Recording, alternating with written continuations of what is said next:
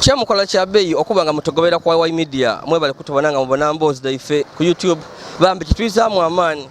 era saba oyakali ku subscribinga to go ahead and subscribe. Don't just stop at watching wabula tubasaba nti bambi mu subscribing awali ekigambo subscribe ekiri mu red woba okona onaba otweyunzeko tuwerabira kutapinga ku notification bell akadi olino kanigo kateko such that whichever story we upload you are among the first people to get it. Nze yolisigera Yazid owe busade mu bikado onaku olwalera amawe getulinago wabeere wakafuyo mu kibuga eky'Iganga nga eriyo ekibinje ky'abataka ekiwino okwekalakasa nga kyemulugunya oluvainama olw'abakungu ba Iganga Municipal Council okuva ne bajja mu maiso ne batunda ekibangirizi kya Freedom Square. Eitaka lino eri ku Freedom Square kikobebwa nti abakulu ba Iganga Municipal Council mbu balitunda era nga ekifo kino Freedom Square babe bakidino nga kifo kya kuwumuliramu it's a leisure place. Abantu bangi babe baida bawumulira muno abatambula abakoye eyo mu ngero daibwe nga baida wano then abantu babulido nga baida bawumulira mu Freedom Square then waliwo nti ekifo kibere kya masano naddala abo abayenda okuteeka ebivulu nga baida bategekera muno mu Freedom Square abantu bayiragana obulamu ng'ekibuga kyona kyona mubaamu ebifo bino ebyolukale abantu basobola okujja baba kwawo basanuka oba oli bawumula n'okuwumula aye amawulire ge twafuna nti abakulu ba Iganga Municipal Council batyama basalawo nti eitaka lino eriri ku ekibangirizi kino ekya Iganga Freedom Square about an acre eitaka lino inene liri ku prime land liri mu kibuga wagati nga liri bunene nga wano acre.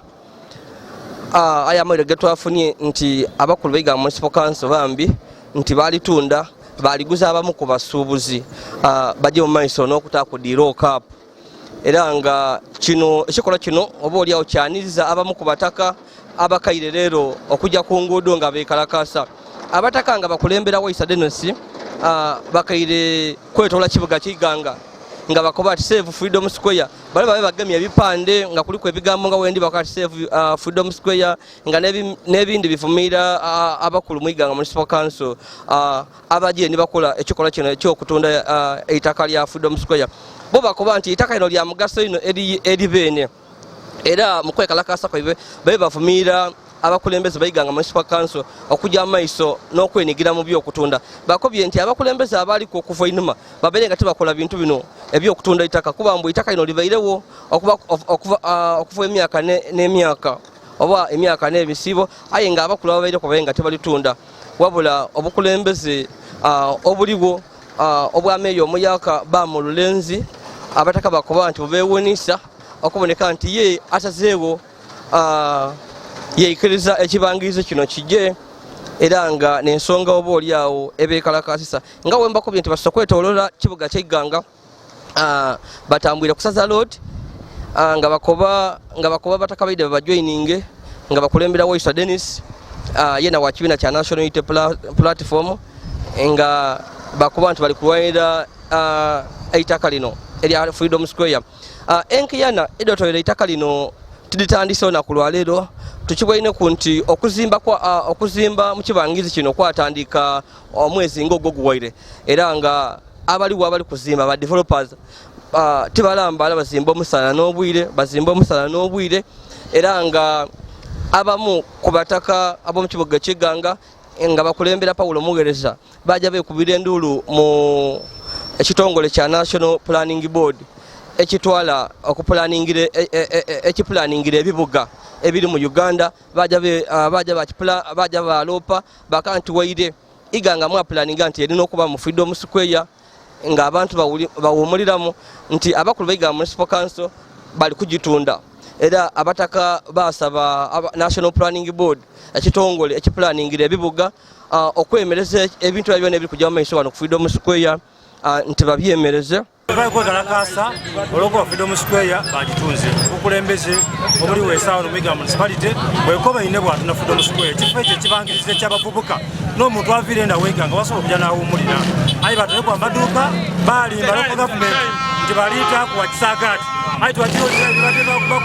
batale ku maduuka so ni kunga banayiga nga mwena n'abasoga ne Uganda twaliza awalala mwide Freedom Square tugizeewo twetaaga green area mu bitundu ebiri kulanga Uganda Municipality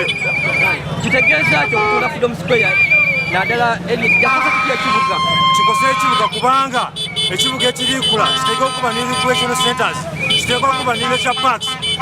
omuntu wasobola okujja n'ayagana ekitabo n'asoma n'awummula kwekalakasa olw'okuba ti obukulembeze obuliwo bugire bwatutoola ku ekifo kyaife ng'abanayuganda ng'abanayiganga mwe tuwummulira Freedom Square tugasa bingi nze webondagaine ng'anira wendikwena nga tindiganga wensookera otegeera Freedom Square oba free space aye abasabe baliife tukute tubairewo baabana bo babairewo tubatunze Freedom Square aye obukulembeze obuliwo bwekobaine nibatawunikiraka batunda Freedom Square tuli kwekalakasa kutunda Freedom Square titwena bagitunde era twenda okuzimba Freedom Square kwemerezebwe mwembagirawo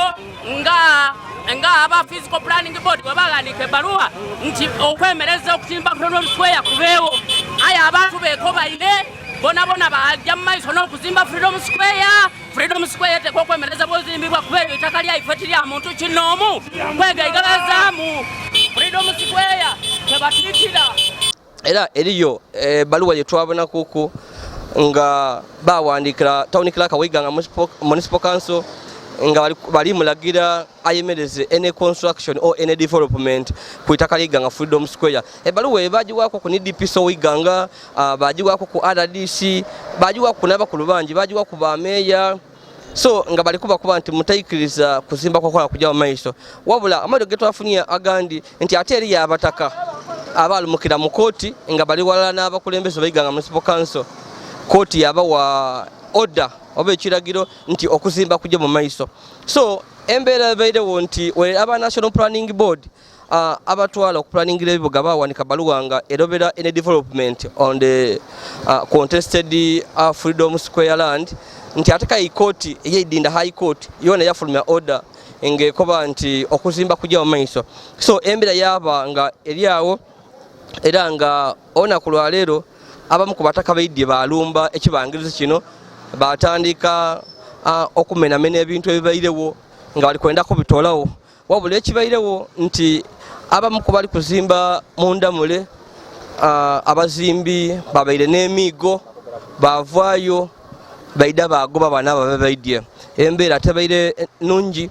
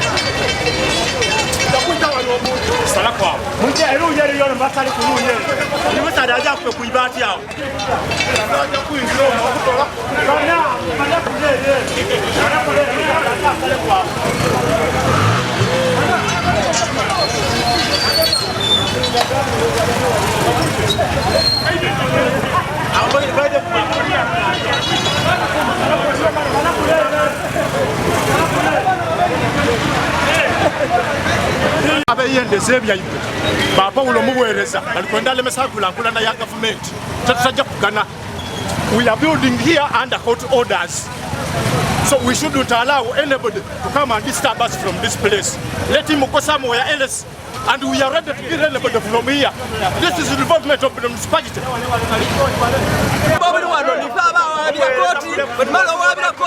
Koti yatuwa buyinza mu high court batukiriza tusimba obuyumba bulwana baifa abantu bakolera wawe era ekola ntwagabana bulungi kati aba bali kubeera abantu kunaka bondo bwebyo tujja kuba kwa timu genda yemala bulungi bana gaine nga ndise era amalinze zirewenja olwana ndokolagana abantu abapanga sawa esembayo tuzira buzibu bwonna bwonna butulipo nekintu kino kiriwo mu mateeka era tuli kuzimba aye nga bwedi buli amba kintu tigabula keereere buli mu mateeka ekintu ekisookera yala kyene abasuubuzi baali gano baba babireganga municipal council baba babireganga municipal council mu high court nga batuuka bakola consent bayikirizaganya okudevelopinga ekifo kino nga bayikirizaganya okudevelopinga ekifo kino emirimu gyatyama bayikirizaganya bakatudevelopinga abantu wano gakola emirimu abantu wano gatandika abantu wano bafuna court order batandika okuzimba abantu wano tutwida kuyikiriza muntu ayida kuyida kutetenkanya nkulankulana ya kibuga babe bagemye emigo bagemye amabaale batandika okulwanagana obuulyawo n'abataka ababaire nga baidye nga bakati bali kwenda kutolawo bintu bino so embeera toweebaire amawire agaliwo nago ga Freedom Square buli paati buli katundu kojjamu buli muntu ali kwogera ku Freedom Square ettaka lya Freedom Square neefuuse emboozi egemye akati mu kibuga eky'Iganga wabula nga abataka bakobandi ettaka lino bandiryenze lisigalewo kuba libayamba ine kibangizi kyo kibayamba ino okuwumuliramuko abantu batyamaku buli tawuni erina okubaamu abantu bakola ki bubawumulira aye tuwazira mtu babuze balumulire tukababona oba n'abasooka okugabana memaleba n'abandi bagabana titwidi era ndotaboneka omataboneka alibaawo bamulezi nga yalwananga aye bamuyabula mbaga noni bamwakulembeiremu aye yatubulaku titwidi Freedom Square bintu biri permanent government wakuwumulira aye sanya bayikuzimba mu yona natuzira wakuwumulira abantu balifuna obulumu bwoibwe so tulina okunola kwa maani nokumbero tinene eriwo abantu baligema butalimbwa abantu likwenda tusooke baleko bemereze tubone kiri kya maiso ekiri kudema so twabanga kino kiri kya mutawuni municipality waneganga sawa dino